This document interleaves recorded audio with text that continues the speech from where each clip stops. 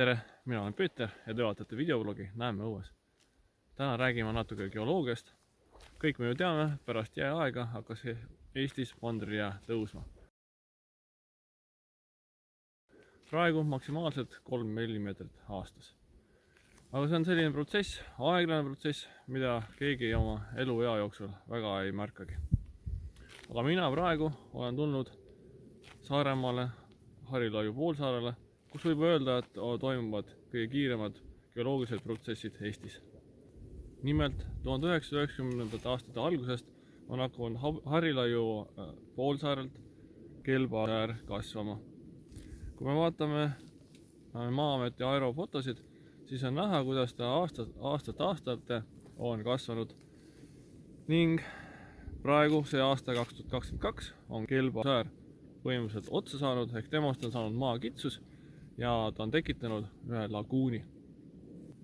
See kasv on olnud päris kiire, 22 aastaga umbes on ta kasvanud 1,5 kilomeetrit. Nii et see on protsess, mis kindlasti on märgatav. Ja mõelda vaid, need kivid siin on kuhjunud ainult mõne kuu jooksul. Olen praegu Kelbanukil. Ühel poole vaadates näen Vilsandi majakat. Ja teisel poole näen, kuidas siis see Kelbasäär aegamisi kujunes ja tekkis siis laguun. Selline protsess ei ole midagi erilist, ajaloos on seda varemalt juhtunud.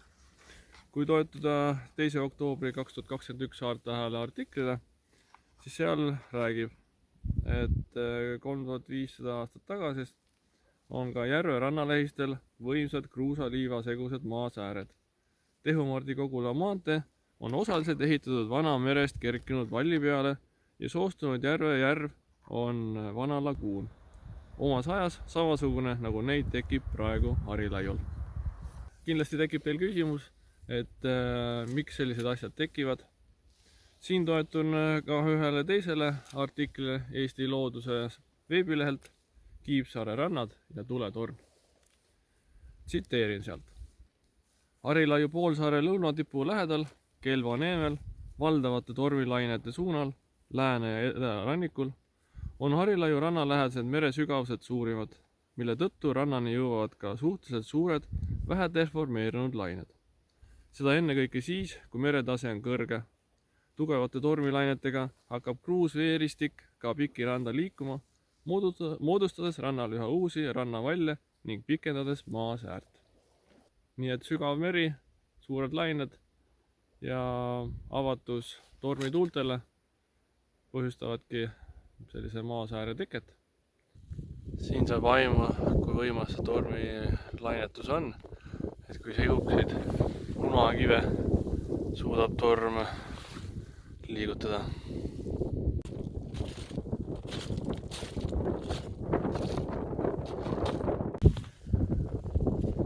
Siit võib leida ka auguga kive. Pean ütlema, et nii suure auguga kivi polegi ennem näinud. Maakitsuse vanemale osale on juba taimestik peale kasvanud. Siin on ka üks väike kadakas juba. Et ega loodus tühja kohta ei salli. Seal kus ruumi on, sinna loodus laieneb. Lõpetuseks ütlen lihtsalt seda, et avastage Eestimaad, avastage uusi paiku, olge mõnusad ja näeme õues. Uuelt maakitsuselt võib leida ka hambarja ja kellegi vanat pastlat.